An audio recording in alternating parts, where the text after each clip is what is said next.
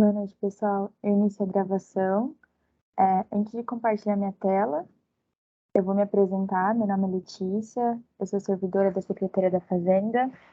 Aqui comigo está o Samuel Ralize, que também é servidor da Secretaria, e ele irá me apoiar na condução da audiência e responder as dúvidas de vocês aqui no chat.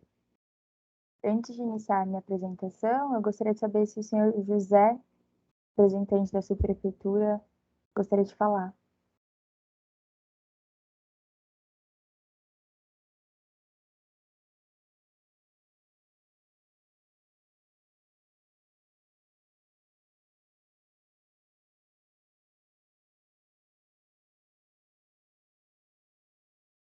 Seu microfone está habilitado.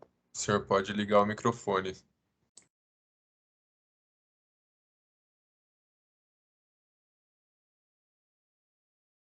Senhor José Eduardo, consegue ligar o seu microfone? Não consegue? Tenta agora, por favor. Agora sim, obrigado. Obrigado, boa reunião para todos. Estamos aqui à disposição da Prefeitura Sé. E pronto, eu já parabenizo vocês da Secretaria aqui pelo trabalho que já vem realizando há bastante tempo. No ano passado, acompanhei aí o Samuel no trabalho árduo, né, e mais esse aqui que envolve São Paulo inteiro. Então, bom trabalho para todos, boa reunião, esperamos que traga bons resultados. Obrigada, seu José. Vou começar a compartilhar minha tela.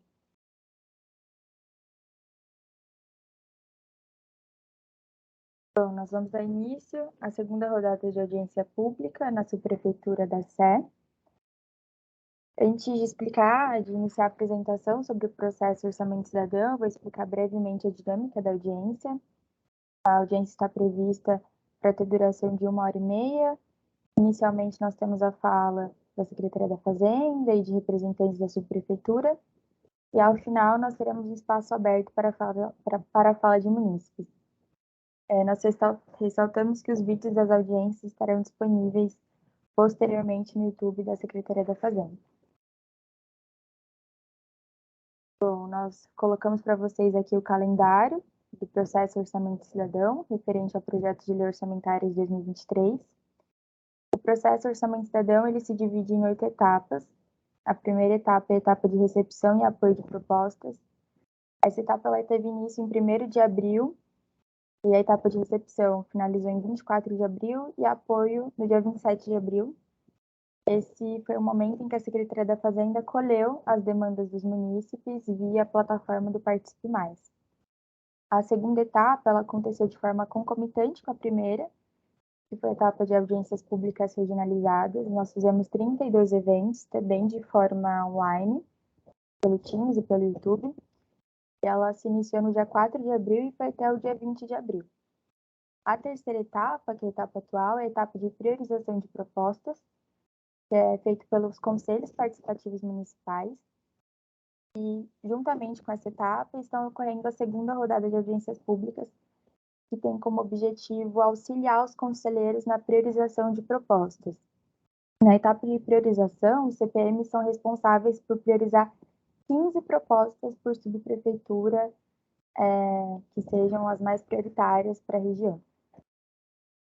A quarta etapa, a etapa de votação popular, ela irá se iniciar no dia 31 de maio até o dia 15 de julho, serão 15 dias para votação popular, que irá acontecer também na plataforma Participe Mais. E nessa etapa, a população irá votar em até 5 propostas para serem encaminhadas para as secretarias municipais para a próxima etapa, que é a etapa de análise de viabilidade. Na análise de viabilidade, que é a quinta etapa, são aproximadamente 30 dias de análise que as secretarias possuem.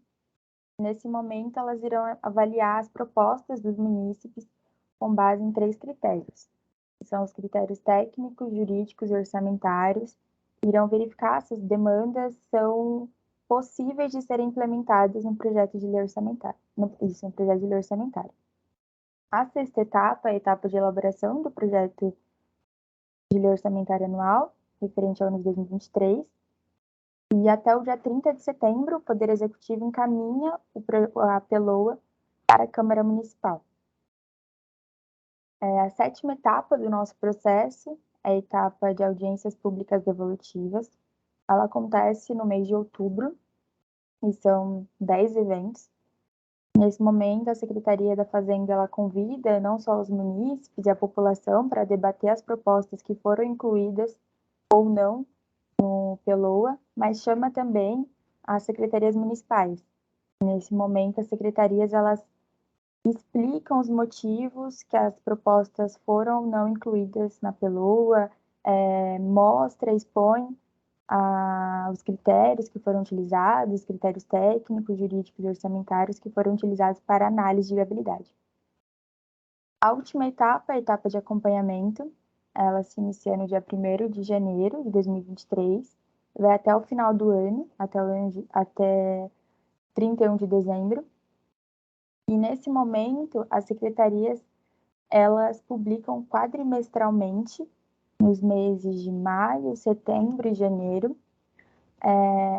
o momento, a situação que as propostas se encontram, as propostas que foram inseridas no projeto de lei orçamentária.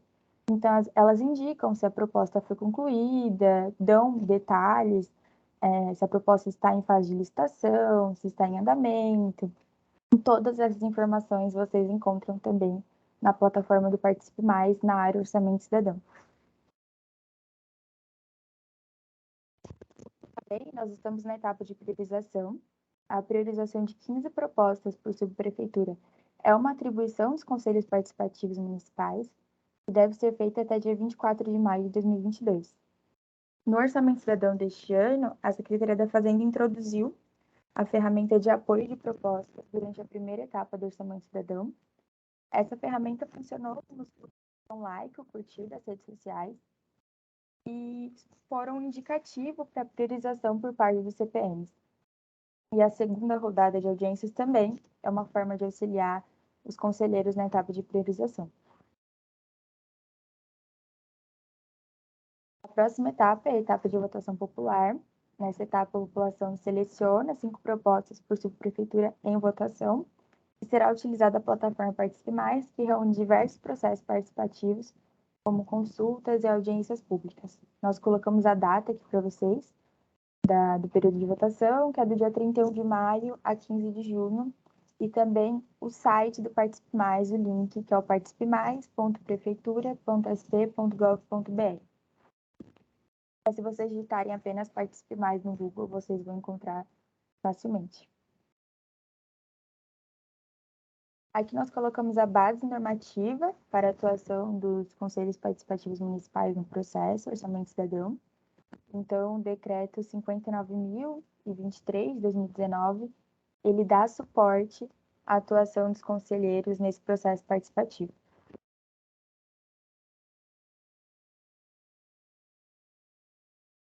E, por fim, nós gostaríamos de mostrar para vocês o Caderno Orçamento Cidadão. A Secretaria da Fazenda ela publica anualmente a cartilha do Orçamento Cidadão, que apresenta de forma simplificada a lei orçamentária anual.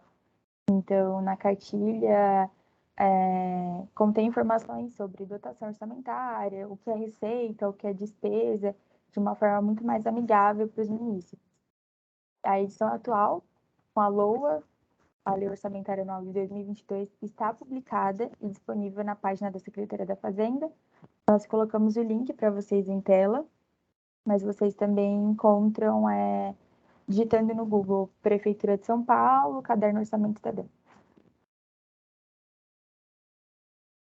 Eu terminei minha apresentação, ela foi bem breve, porque na primeira etapa nós já explicamos cada etapa do processo Orçamento Cidadão, e essa etapa ela tem um enfoque na priorização das propostas.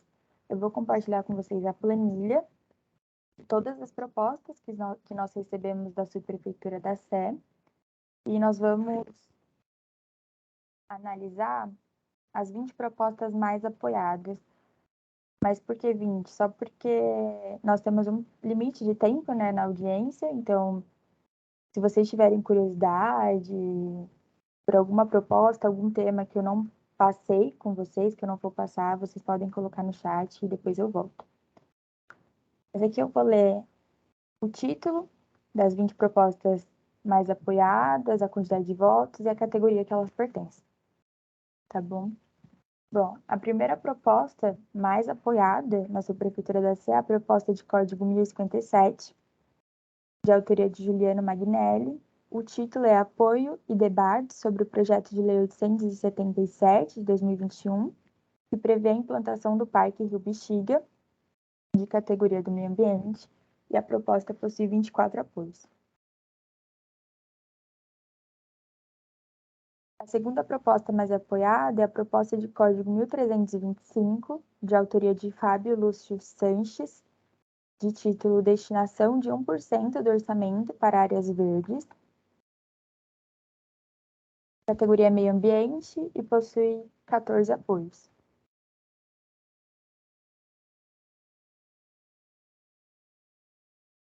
A proposta de código 647, de autoria de Oswaldo Abreu, de título Ampliação da iluminação da Praça Cívica Ulisses Guimarães, pertence à categoria Zeladoria Urbana e Melhoria de Bairro e possui 12 apoios.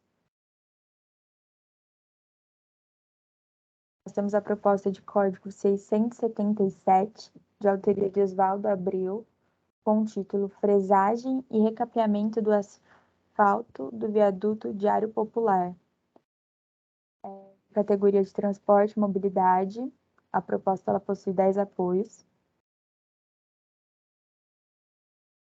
Proposta de código 72, de autoria do professor Carlos Loyola, título Implantação de uma infraestrutura verde. Categoria do Meio Ambiente, teve 9 apoios. Proposta de código 538, de autoria de Mariana Costa Silva, título Criação de equipamentos públicos de compostagem de resíduos sólidos. A categoria da proposta é Meio Ambiente. A quantidade de apoios são 8 apoios. Proposta de código 564, de autoria de Valéria Boesi, título Implantação de um programa permanente de reciclagem de resíduos. Categoria Meio Ambiente, possui 7 apoios. Proposta de código 403, de autoria de André Leite Araújo, de título Abertura para pedestres da passagem subterrânea na Rua Xavier de Toledo. Pertence à categoria de Zeladoria Urbana e Melhoria de Bairro. Possui 7 apoios. Proposta de código 405, de autoria de André Leite Araújo, título Criação de calçadão exclusivo para pedestres na 25 de março. Categoria Transportes e Mobilidade, possui 7 apoios.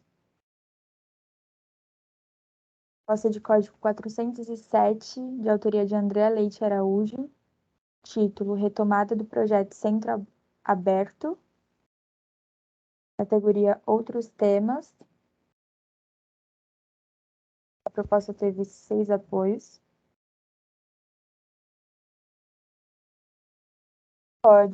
Proposta de código 383, de autoria de Viviane Dias, título Criação de uma horta comunitária embaixo do viaduto Santa Efigênia, de categoria Meio Ambiente. A proposta teve 6 apoios.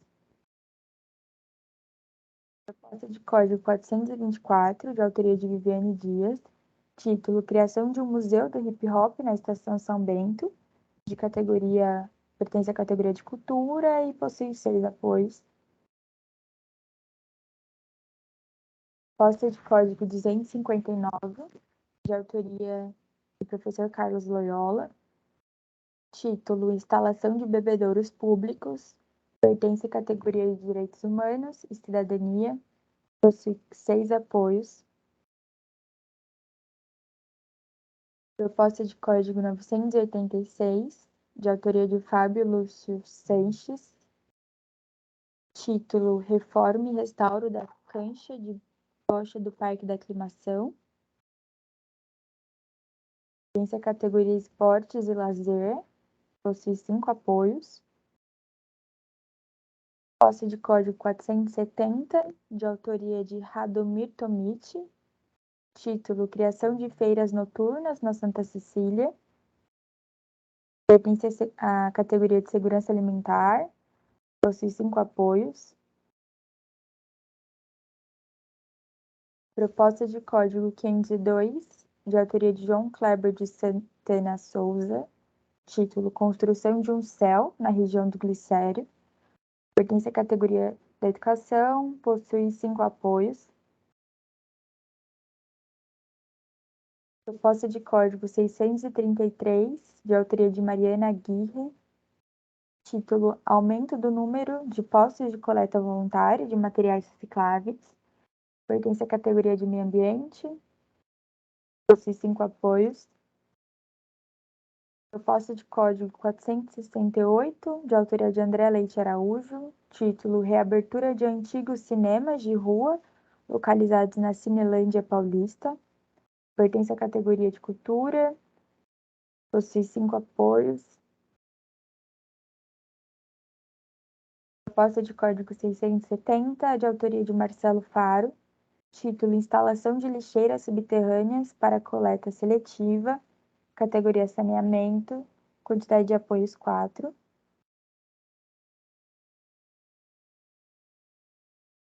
E a proposta de código 404, de autoria de André Leite Araújo. Título: Conservação e restauração de monumentos históricos do centro de São Paulo. A proposta ela pertence à categoria de cultura e possui 4 apoios. Então, essas são as propostas, as 20 propostas mais apoiadas. Nós temos 108 propostas que foram encaminhadas para a Subprefeitura da Sé. Eu vou parar de compartilhar minha tela, agora fiquem à vontade para tirar as dúvidas e fazer questionamentos.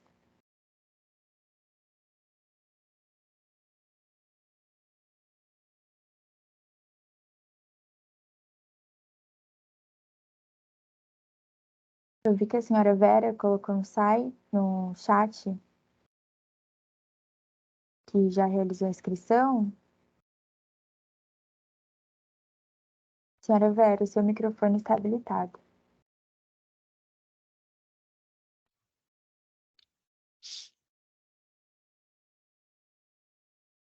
Boa noite, Letícia e todos e todas.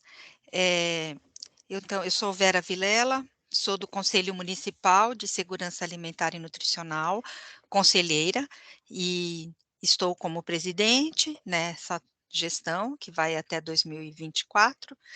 E como a gente tem colocado nas audiências, temos participado como conselho de todas elas até o momento, né? Fizemos um trabalho de inserção das nossas propostas, só aqui na Sé são 40 propostas na área de segurança alimentar e nutricional,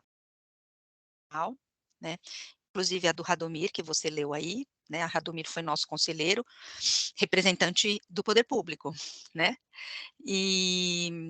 mas a gente tem aí um conjunto de propostas da Associação Paulista de Gestores Ambientais, e também de outros conselheiros do Comusan, né. Então acho que é importante a gente destacar, é um volume grande, então isso significa que essa é uma área que precisa ter a priorização, né, das questões da garantia do direito humano à alimentação e nutrição adequada, de uma maneira muito forte, né. Embora elas não tenham tido, o volume de apoios que a Letícia foi lendo aí, né, a gente não conseguiu fazer essa mobilização suficiente, mas é um número bem significativo. E elas vão né, a gente fala sempre que elas trabalham com a questão do sistema alimentar como um todo. Então elas vão desde, propostas de produção, então implantação de hortas, comunitárias no território, e tem inclusive então a proposta também aí da Santa Ifigênia, né, que eu considero que é da área de segurança alimentar e nutricional, então vejam que, né, os próprios, munícipes do território, levantam essa necessidade. e incentivo, né, às hortas agroecológicas também escolares, que está previsto no plano diretor estratégico, até os espaços de distribuição, então o fortalecimento do papel social dos espaços de abastecimento, né, como os mercados. Infelizmente aí nós temos a concessão, né, do Mercadão. A nossa proposta é que esses mercados eles realmente cumprissem o papel de facilitar o acesso da população a alimentos de qualidade e com um preço acessível, né, e inclusive com a disponibilização de,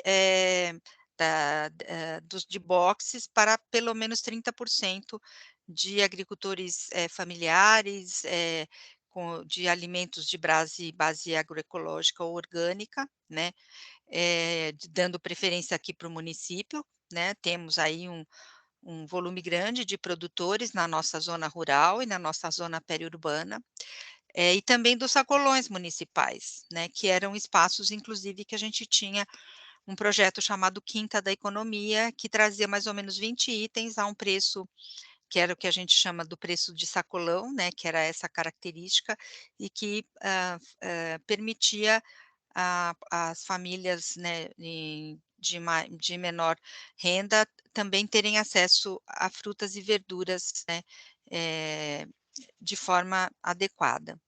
E a gente vem sofrendo bastante nos últimos tempos, em relação a esse acesso, né. Outra questão que também é colocada aí, então a questão também da do destino, né, final, né, dos resíduos, que também faz parte desse processo, né. Então, a gente ter aí implementados, né, essa articulação das podas e também dos resíduos das feiras e de outros espaços, de comercialização de alimentos para o pátio de compostagem, né, que é então a forma como a gente tem de evitar, né, que tudo isso vá parar em aterros e que isso possa reverter, inclusive como forma de manutenção das hortas, né, aqui no território. Então, e outros aspectos que a gente tem abordados aí, é também o fortalecimento, né, de uma prática que é extremamente importante para a primeiríssima infância, que é o aleitamento materno. Lembrando que a primeira infância é uma prioridade, né, aqui no município, então a gente também tem, incluídos aí entre as propostas, a gente, facilitar, né, aumentar os espaços que permitam a amamentação nos equipamentos públicos do território, né, desde a subprefeitura até unidades básicas, as 6, né, e outros equipamentos, e também a gente ter todo um processo de formação para os trabalhadores das 6, no sentido de acolher, de facilitar para as mães, essa prática e também, inclusive, a coleta e armazenamento do leite materno, se for o caso, né. E também a gente ter aí essa articulação com a área da saúde, então a gente realmente acompanhar e verificar a implementação dos hospitais amigos da criança, que era uma proposta do próprio Plano Municipal de Saúde e do Plano Municipal de Segurança Alimentar e Nutricional, né, porque a gente tentou fazer essa articulação com os planos das várias secretarias, porque ao fim e ao cabo são, né, as secretarias que implementam as políticas públicas, né, então o Plano Municipal de Segurança Alimentar e Nutricional tem que estar articulado com os planos das outras áreas, das outras pastas. Então, a questão do Hospital Amigo da Criança, a questão da capacitação das equipes da Estratégia Saúde da Família para orientação e apoio ao aleitamento materno, né, e a articulação com os 6, né, que são as creches, para que essa prática ela realmente possa ser, eh eh, ela realmente possa ser implementada. Enfim, acho que são essas questões que eu gostaria de ressaltar e, assim, solicitar a atenção da subprefeitura e das várias secretarias, né, porque essas propostas, elas estão desde a assistência até a segurança alimentar, passando pela saúde, educação, né, desenvolvimento econômico e trabalho, para as várias secretarias, né, sobre essa questão, né.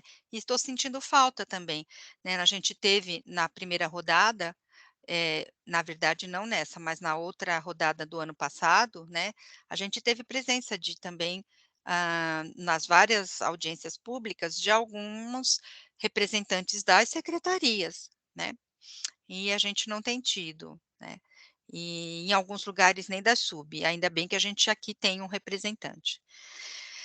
Então agradeço o espaço e conto aí com a sensibilidade, né, dos CPMs para a questão da segurança alimentar e nutricional.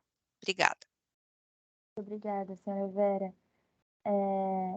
Muito obrigada pelas contribuições. Em referente à participação das secretarias municipais, eles participam na etapa de análise, na etapa de audiências devolutivas, em que eles expõem as justificativas que eles utilizaram para analisar as propostas. Então, eles expõem os critérios técnicos, jurídicos e orçamentários. Na etapa inicial de audiência pública, não está prevista a mesma participação das secretarias municipais, apenas das subprefeituras. Mas muito obrigada pela sua participação. Eu gostaria de saber se mais alguém gostaria de falar, se nós temos mais algum inscrito para fala.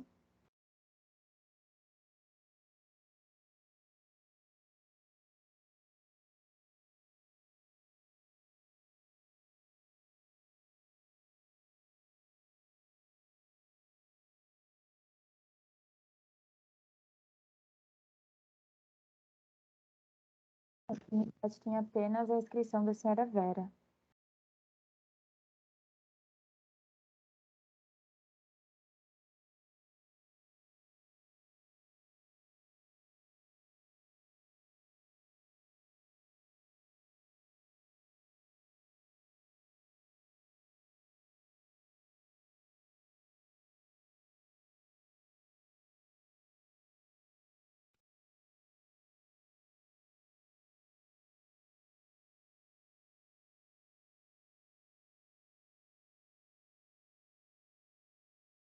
Quer falar? Sinta à vontade, é só levantar a mão que nós iremos habilitar o microfone.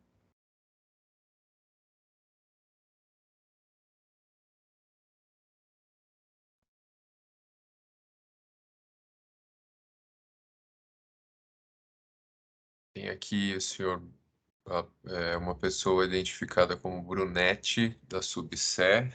Temos Cassiano Artias, temos a Vera, que já falou, temos o Eliene Gomes Bravo.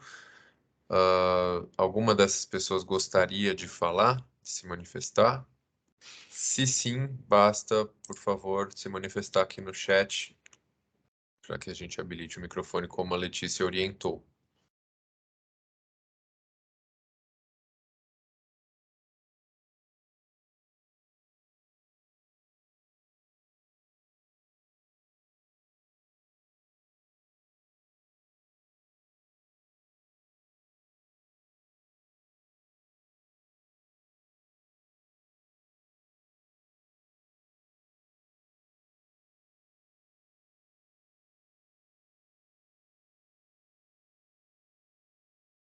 A senhora Eliane levantou a mão, vou habilitar o seu microfone.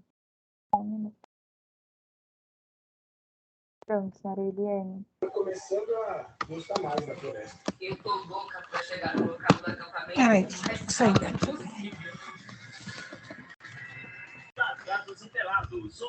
Senhora Eliene, já ouvimos o seu microfone.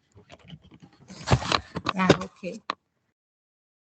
Oi, meu nome é Eliene, eu sou do CPM Campo Limpo, né? Também sou conselheira no CMPU, representando a macro-região Sul 2. E eu queria aproveitar a oportunidade, que eu vi que outras pessoas não se inscreveram, para ter um esclarecimento mais da Vera do que da Secretaria da Fazenda, porque eu já participei de outras reuniões aí com o pessoal da Secretaria da Fazenda e a gente já conversou bastante.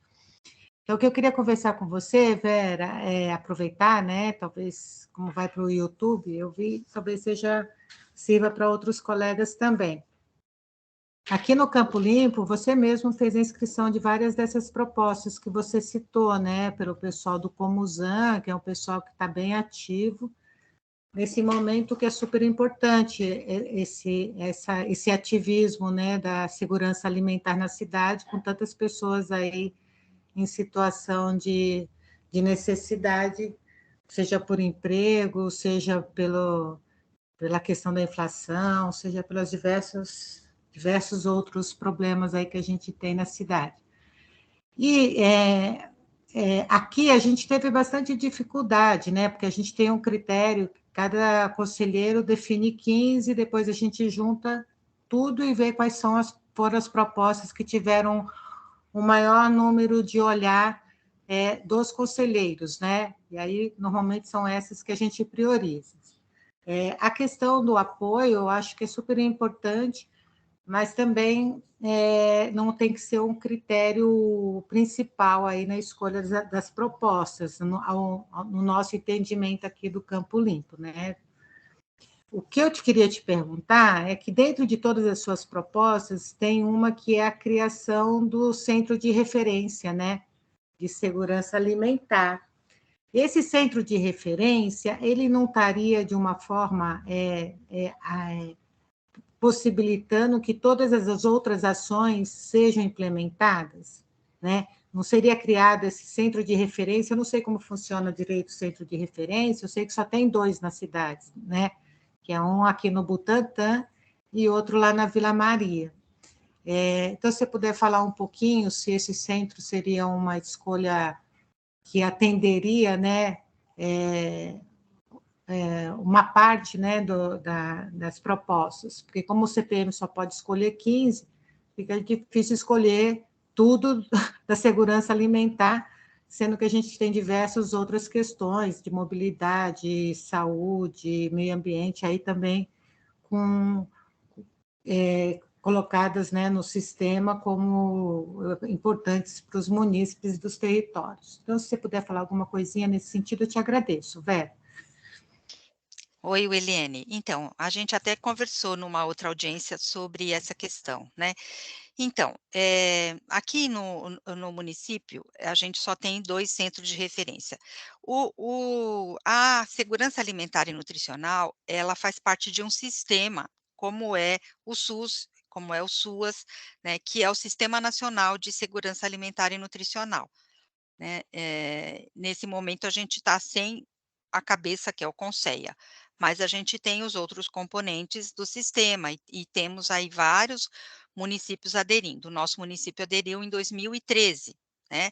E, dentro do sistema, além do conselho, conferência e a Câmara Intersecretarial de Segurança Alimentar e Nutricional, que é onde são discutidas e pactuadas as políticas, porque na Câmara a gente tem a representação de mais ou menos 14 secretarias que devem colocar em prática as políticas de segurança alimentar e nutricional, né.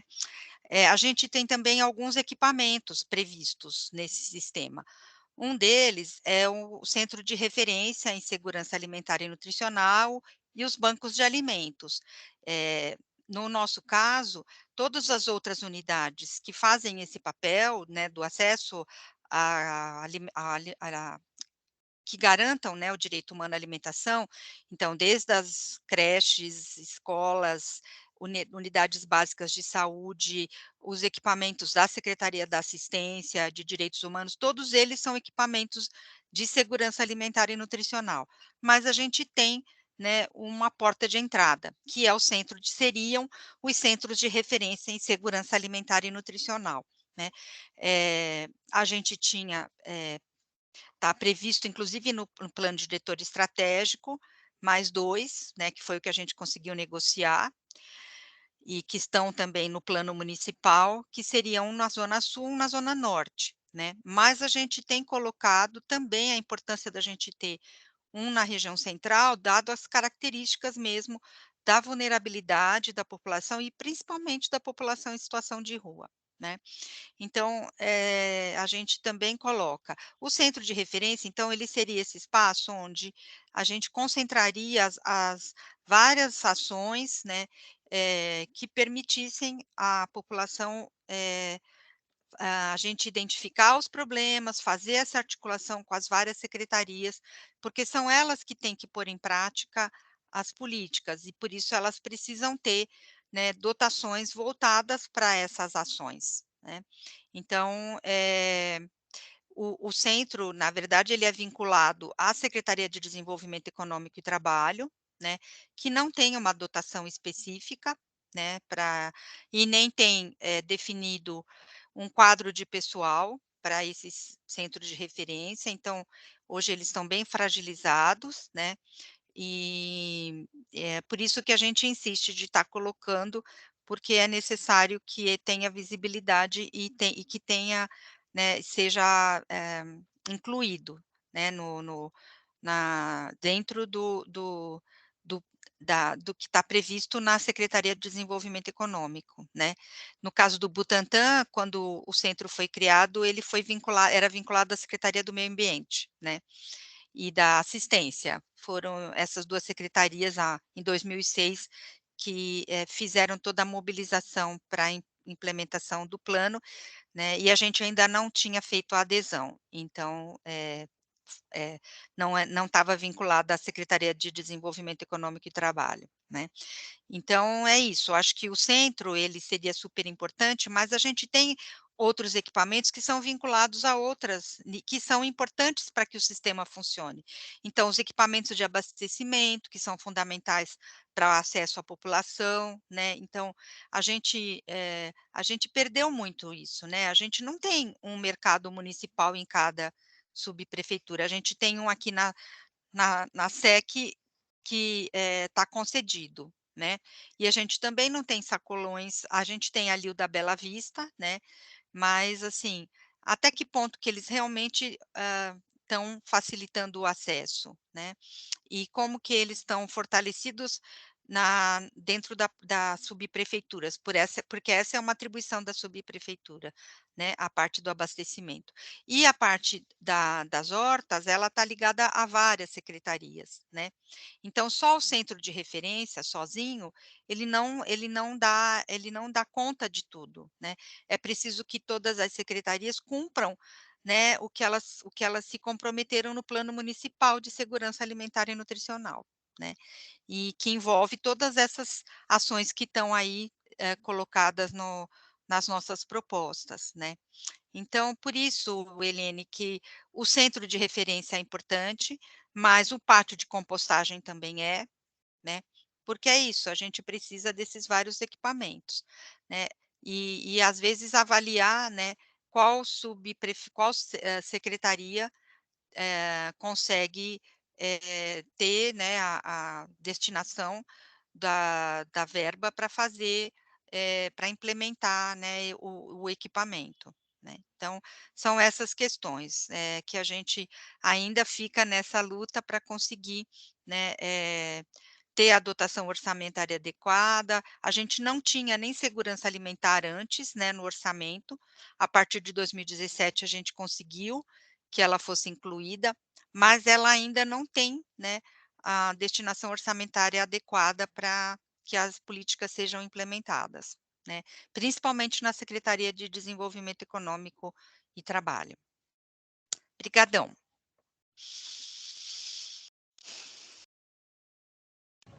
Eu que agradeço, Vera. Obrigada, Eliane. Sandra?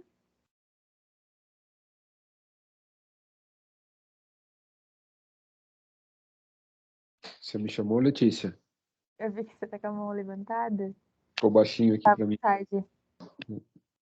Gente, boa noite, tudo bem? Eu sou o Sandro Palanca, sou da Secretaria da Fazenda também. Primeiro eu queria agradecer a participação de todos nesse dia frio, né? E principalmente, eu sei que a dona Vera está participando, ela ou o pessoal do Comusan participando de praticamente todas as audiências e usando esse espaço da forma como deve ser usado, né, para manifestação e para colocar as suas pautas, as suas demandas. Eu queria fazer um comentário sobre a baixa participação. Acho que foi a dona Vera mesmo que fez um comentário no chat mais acima. É algo que nos frustra também, tá? A gente faz a estratégia, a gente desenvolve o projeto, o processo Orçamento Cidadão, espera que ele tenha uma ampla adesão. Esse foi o ano em que eu acho que a gente mais, não sei se acertou, porque o resultado não tem se mostrado muito satisfatório, mas em que a gente teve uma divulgação, mais ações de divulgação, né? A Prefeitura Municipal, a Secretaria da Fazenda, não tem uma publicidade ativa, né? Normalmente a nossa publicidade é simplesmente mostrar as informações e esperar que as pessoas acessem as nossas páginas da internet, e da Secretaria da Fazenda, da Prefeitura Municipal, da Secretaria de Governo Aberto. Além disso, a gente consegue divulgar em redes sociais. Então, isso foi feito em todos os anos do Orçamento Cidadão, né? Não é esse o primeiro. O que foi feito de adicional esse ano, a gente conseguiu contato em Secretaria de Transportes, divulgamos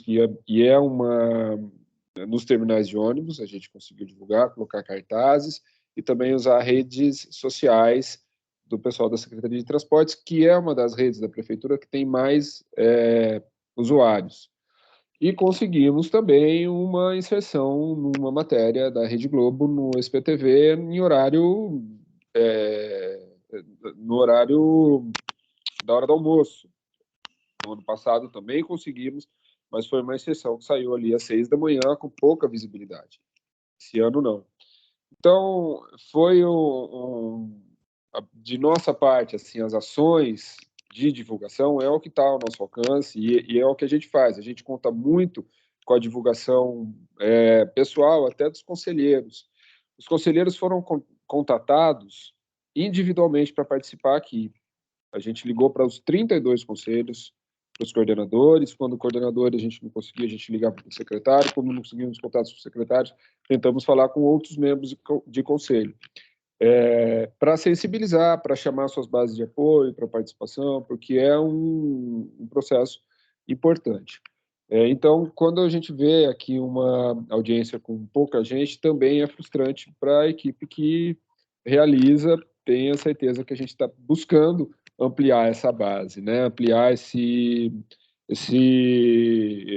o público que participa daqui.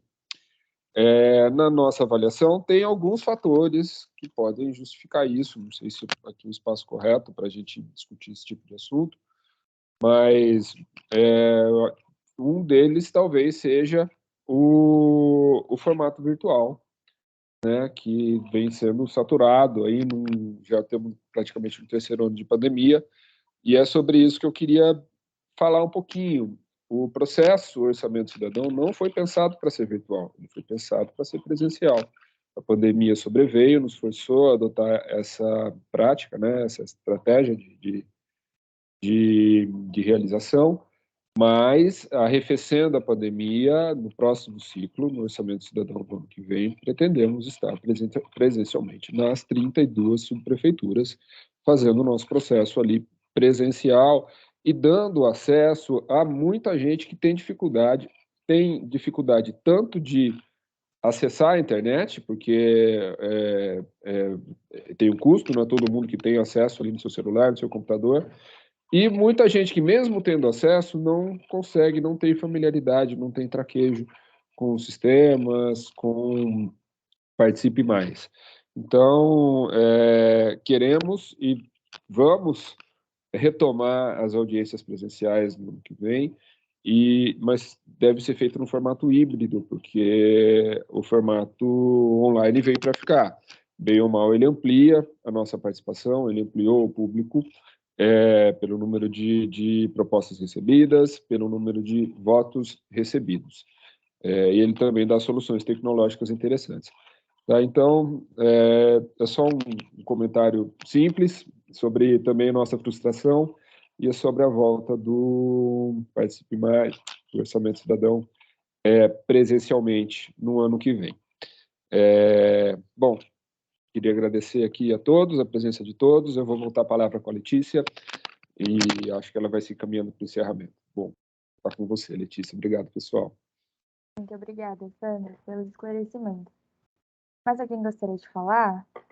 O pessoal os representantes da subprefeitura também querem falar, sintam-se à vontade. Eu vi que a senhora Brunetti e o senhor José Eduardo também estão aqui presentes.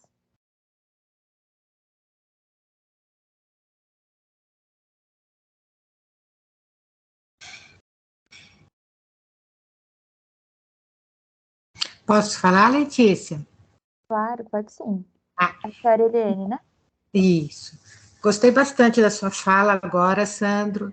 Eu acho que esse é o momento também para pedir para você incluir no orçamento aí da Secretaria da Fazenda recursos, né, para que esse processo de participação, né, da sociedade no orçamento cidadão seja um processo contínuo de formação, né, independente de o processo iniciar em abril, eu acho que tem que começar bem antes trabalhos, né, regionalizados aí da Secretaria da Fazenda para trazer mais gente, né, para participar nos próximos anos. Então, para isso vai precisar de dinheiro, né?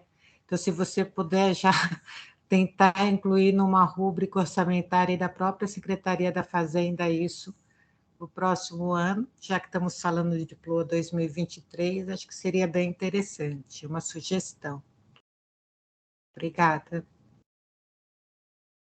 Obrigada, senhora Eliane.